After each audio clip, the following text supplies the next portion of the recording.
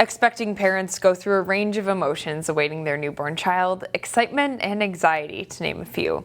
But as Jenna Globe reports, one local family also experienced something else, complete and utter surprise. You see this in movies, not in real life. It started out as an ordinary love story. Kara Groves Burquest grew up in Maple Grove, married her high school sweetheart Carter, and later welcomed their first child, Briggs. So when Kara, pregnant with their second, began experiencing contractions at 39 weeks, the couple once again headed to Maple Grove Hospital, where they fully expected to have another baby. And that's where this story becomes anything but ordinary. They want you to be at a 4, and they want you to have contractions 5 minutes apart for an hour. And I was just under a 4. I was at a 3.5.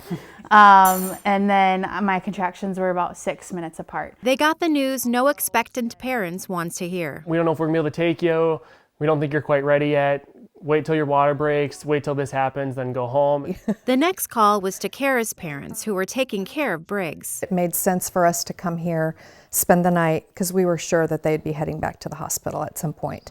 So the whole family all ended up back at the Burquest house. I kind of kicked everybody out. I wanted to sleep in the living room. I told him to go downstairs to try to get some rest, and I would call him when things were getting serious. And it wasn't long before things ramped up. I literally was going back and forth from the couch to the floor, trying to doze off during contractions, falling on all 4s, and that's when it all started. I'm dozing off and I hear a very high-pitched scream. This roar came out of me. That's the only way I know how to describe it. So I ran out here.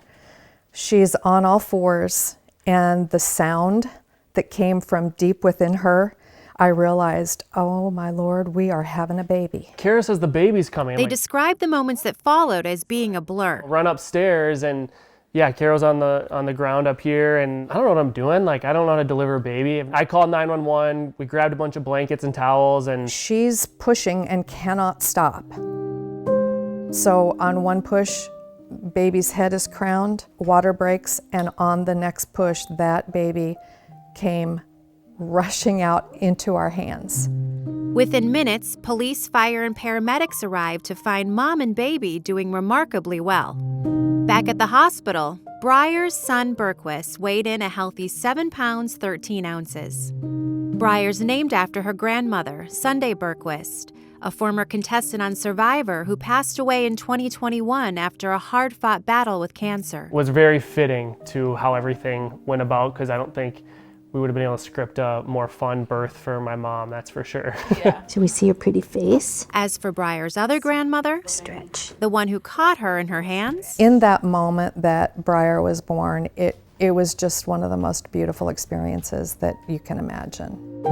I always prayed for her and I to work as a team, and we did, because it was her and I till the very end. So the Lord answers prayers in super funny ways. For CCX News, this is Jenna Globe. The Burquests say officers told them this type of call to a surprise home birth is very rare. Find more local news stories at ccxmedia.org and follow us on social media.